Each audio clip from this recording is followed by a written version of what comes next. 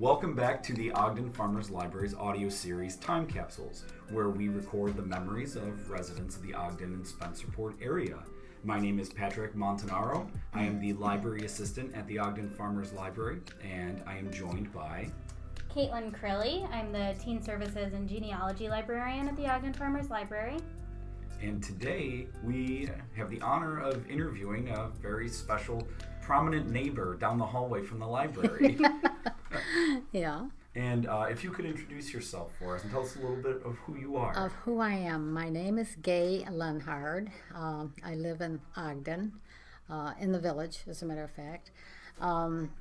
It's a place that I think we did a good job by going there at one point. It's all very different from the way it was, which I will share those kinds of things with you. I think it's more fun to determine what kind of a person I was. Mm-hmm. My parents and my brother and I were in Niagara Falls. We were born there.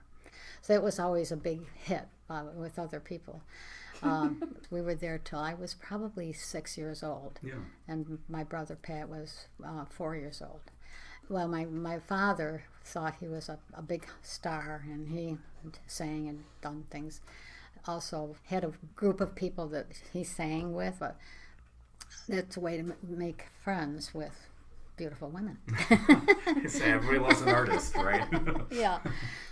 I remember coming home one time to my mother and said, "You know, I love that lady out there swimming with Dad."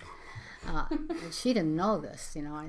That unfortunately did not last long. That particular thing. My mom, she had to go someplace else. Yeah. There was a rift between my mother and my father, and we were moving all over to different places, which we didn't kind of get it as a kid. I had my grandfather. They lived in Spencerport, mm-hmm. and that's how we happened to come to Spencerport. No kidding. My grandfather took my mother in the front of the truck, and my brother and I are in the back, coming from Niagara Falls. How times have changed. Yeah, right. Oh, well, yes. And so, you know, we did what we were told, and my grandparents live really kitty corner from me now. No kidding. And we stayed there because it was a place we could use, and my grandparents were wonderful to us. And so here we are, and my mother doesn't have a lot of money, and probably my grandparents either. And she found a way to work at Kodak, and she liked that. It was good. It was good for her. We were mostly in the village for a while. There was hardly any traffic going up and down. No kidding. So Pat and I would sit on the curb. Yeah. Oh, I thought it went to Washington or something like that. That was joy. That was fun. I mean, because there we were. Pat and I got along quite well. My brother had epilepsy, so that was kind of hard for him. Mm-hmm. But he did well as life went on. We went to the school, Spencerport School. I was in 6th grade, and Pat was in 4th grade, and it was fun. We did a lot of things that we didn't know you shouldn't be able to do. Yeah. We didn't go out of Spencerport. Mm-hmm. There was nothing to do out of Spencerport. What we did was we did things. Schools had a lot of stuff, games and things that they learned. The canal was fun. Yeah. In fact, my brother threw me in it one day. Oh, he thought he was such a cool guy. Well, my God, here I am. Not only that, I finally was in the water. There's a snake right beside me. Oh my God. And, you know, he didn't care. He thought he was, I could do that for you. Oh my God. So those were good times. Yeah. They really were good times. And you don't have, at that age, you don't go way out, but mm-hmm. but you do more stuff. Yeah. And you learn your people. And it's just, I think it's exciting stuff because you can do what you want to do mm-hmm. At that age. What happened through the years is we lost things. But we went on to other things. To us, we thought the other things are the best thing in life, you know. So it was, you know, we kept going, doing what we want to do. And I think we were very fortunate, the kids, Patrick and I, and our friends. We had a lot of friends, because that's what you do, you know. Yeah. They square danced. We went down there and square danced and doing things that we think were just most, you know, the best thing that God made. So we were there, and my mom was at Kodak, and she met a man, which was nice, a real nice guy. We liked him so much. But my brother and I say, but get him, because she'd gotten divorced by that time. Yeah. Okay. So we thought, and Al Bauer, his name was. He said when he come to the house, he wanted us to be part of it, and we were just little kids. Yeah. And I said, you know, you're going to the show. Can't we go to the show with you guys? And he said, absolutely. Get in the car. Of course, my mother's probably like this. Want some time away from the kids. Yeah, Not right, so much right. So we did, you know, that's the way Al was, and he came home from the war, and he became a police. Oh. Police. I had to nice. think of way back there. That's what he did that for quite a few years. Yeah. And then he retired, and then he became a town clerk in the village. Yeah. And so he had a real nice job. He was a wonderful man. You know, we've gone on, and my mother married this Al Bauer. Yeah. And I was in school. I get good grades and everything, and then I found I could go to Brockport Nice. College, and unbeknownst to me, my mother found some money for me to be able to do that. Yeah. The school did too. The school gave me probably half of what I needed, and it Okay. wasn't money, lots of money, Yeah. $1,000 or Right. you know, and that time of year, and that was great. I remember getting a ride from a guy. Now I'm in this other house, and he was. I'll just tell you this because I think it's kind of funny. I had my legs out, and he said, "You need to shave your legs." I just thought about that. I thought, what? Like, excuse What's the matter? Oh, wow. That's how I spent a year there, and I wasn't really fond of Brockport Yeah. because I didn't really want to be a school teacher. Yeah. So all they had was a pool, and I did get some information from other people that were teaching me, which was good. But then I really wanted to get into RIT, and I got some money from my mother, and so I got through 2 years of that. Yeah. And then during that time, I met my future husband. He was a person that was off in the service, and he was working there.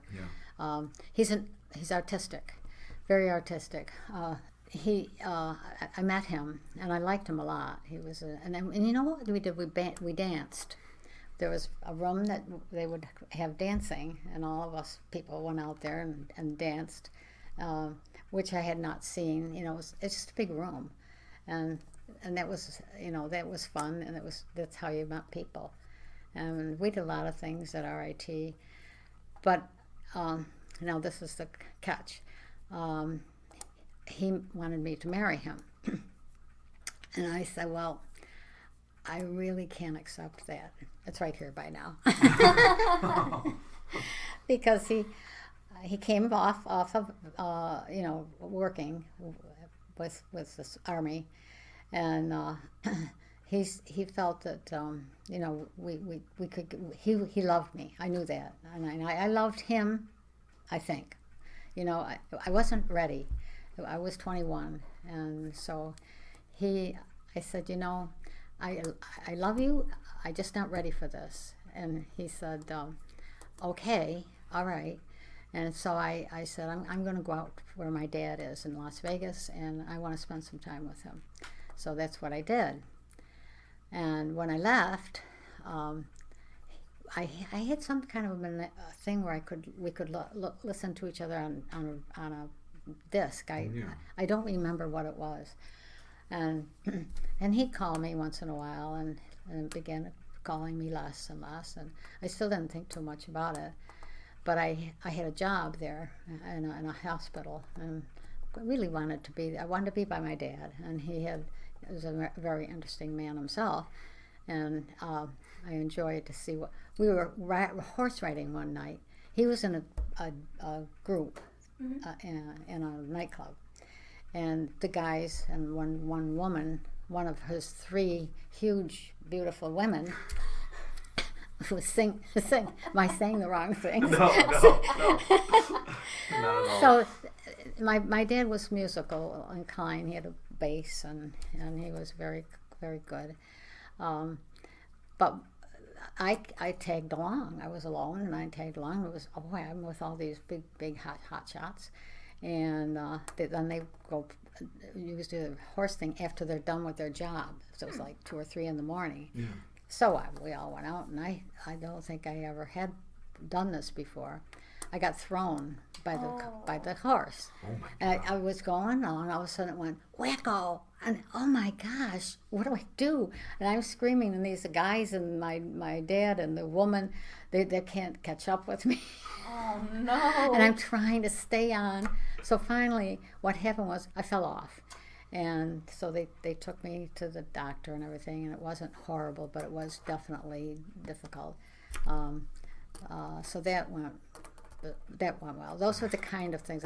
That's the kind of things I wanted to do before I settled down, with a good husband. So I came home finally after about a year and a half. I decided I'm done with this. It's all fake, So I go down to here.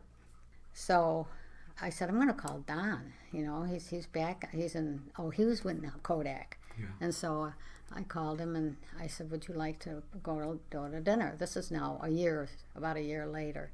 And he said, oh, yeah. I'll have somebody to give him a car, because that's how it was in those days. Most of the guys did not have cars, or they just double up. Mm-hmm. So I thought, oh, good. That was like about 4 or 5 o'clock. Well, time came. I said to my mother, he's standing me up because he didn't like what I did when I went to California, went to Florida. So when he came in, he did come in finally, and I said, Don, where were you? Well, I was in Webster. He doesn't have good sense of direction. Honestly. Wow. It was really. Yeah, talk about the opposite direction. Yeah, right. And I thought either he's just making me mad, or he got hurt, or anything. And I'm sitting down around my brother saying, "Oh, this is not good." So we finally, that was really great, because he came and we got in the car and he started to go one way. I said, that's not the way you go. Turn around this way.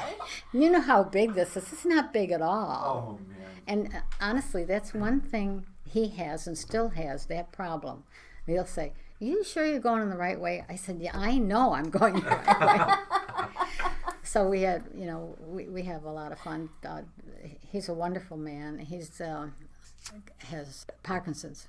And he's in Brockport, in Elderwood. It's an Elderwood. Oh, yes, and because it's that particular difficulty, it's that he has to be somewhere else. Mm-hmm. I had him 2 years. He was getting worse and worse, and he'd fall. Mm. And when he would fall, it was I'm not always there.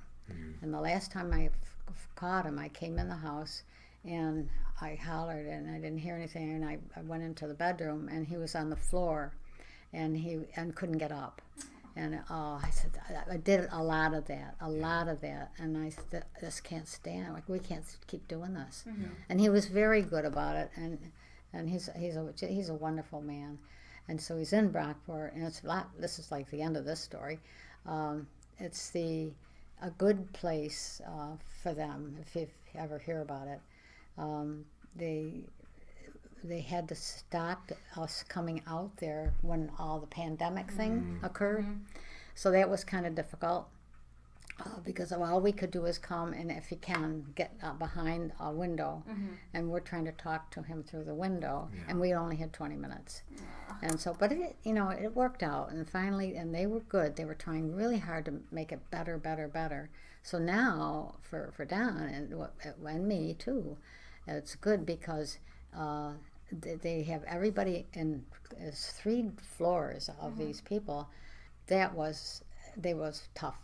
So now it's great because they said I could come over anytime by myself and bring somebody else if you want, 2 people.